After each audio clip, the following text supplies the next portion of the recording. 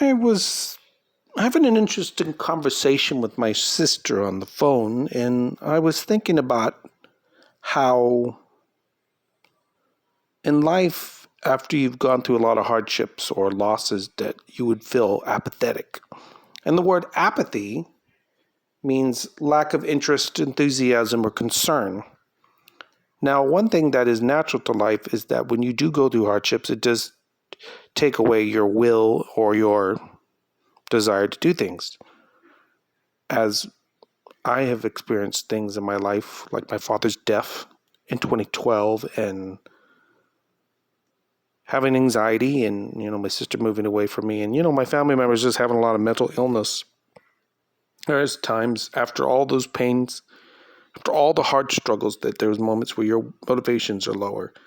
But then I was talking to my sister about dreams, and dreams and ambitions and desires are all optional, but they are that kind of like the motivations for existing.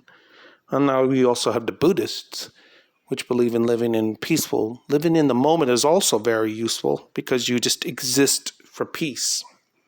You exist to achieve contentment. That's another way to exist. But one thing I always noticed is that dreams, they give you something to look forward to. That's why I think that people were always excited about movies or films or games, because it just kind of gave something new, like another motivation, built another train track to go on or another road to travel.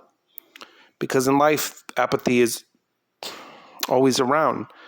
And sometimes I guess you could say apathy is a really bad thing because it would remove your desire, but you could feel like this feeling of existing while things are empty, while nothing means anything. And, I've been tempted about that kind of feeling the past couple of years. I think probably more in my life than others times. But I think maybe it happens to everyone as you get older too. But it's good to have dreams. I asked, and I said a very interesting question to my sister. And I said, have people forgotten how to dream? When you get a lot of negativity, I think that's possible. Maybe there is times where people have forgotten how to dream. But you got to remember to dream. It's okay to dream. It's okay to have will or ambition. But sometimes that conflicts with others.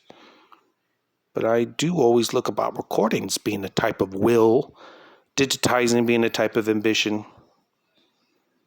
But I think that if I couldn't find anything in life that was satisfying to me, I'd probably live like a monk, a Buddhist, a way of peace. I call it the dwelling existence, where you just exist in the peace. But sometimes some things in life just don't have an answer. And that's what's really interesting.